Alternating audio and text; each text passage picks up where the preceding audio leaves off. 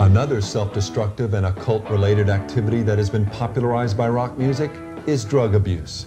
It is stating the obvious to say that drugs are everywhere in rock, from the ravaged bodies of the stars to the lyrics of their songs. The Beastie Boys' best-selling album Licensed to Ill, for example, contains over 90 references to drugs and alcohol abuse. What is not as well known, however, is drugs' connections to the spiritual realm. Psychotropic or mind-altering substances are viewed by sorcerers and others involved in the occult as a gateway or a guide into the spirit world. The Greek word in the scriptures for sorcery, in fact, is pharmakia, from whence we get our words pharmacy or pharmaceuticals. In other words, drugs. The reason God hates the misuse of drugs and connects it with the judgment of hell is because their use is a form of sorcery. The high that is drugs' primary attraction is unquestionably a spiritual experience, one that opens the user up to the spirit world. This trend-setting song by the Beatles was originally titled The Void. Its purpose was to proclaim the gospel of enlightenment through drugs, while simulating the sensory effects of LSD. The first line of the song was taken directly from the Bible of the acid cult, Tim Leary's The Psychedelic Experience. The problem is the Holy Spirit will not respond on this level.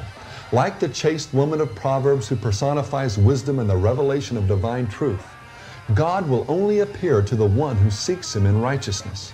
It is the harlot Satan who spreads himself before the individual who is high on drugs. And you can be sure that much of the proliferation of occultism within rock and roll finds its genesis in precisely this way. Ex-Beatle George Harrison explains the origins of his Krishna consciousness. When I was younger, with the after effects of the LSD that opened something up inside of me in 1966, a flood of other thoughts came into my head which led me to the yogis.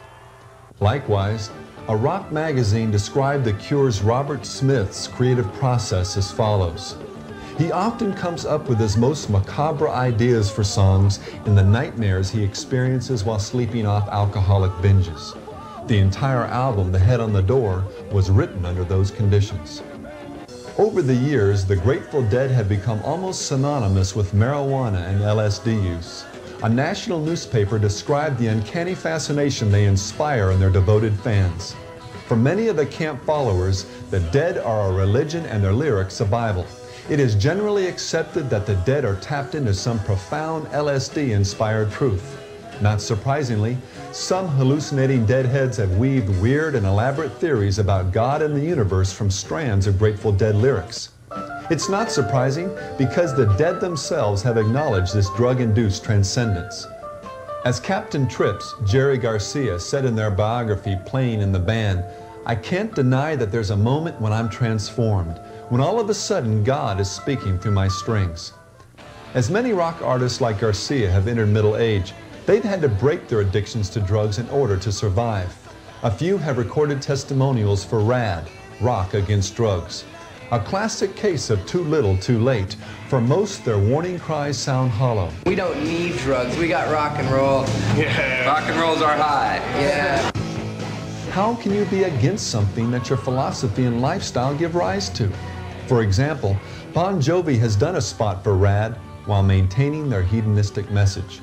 And their powerful hit video, Wanted Dead or Alive, contains a not-so-subtle endorsement for the most abused drug of all, alcohol. Sometimes you tell a day by the bottle that you drink. Ultimately, comedian and rock devotee Sam Kinnison's criticism of Rock Against Drugs says it all. It's like Christians against Christ. Rock created drugs.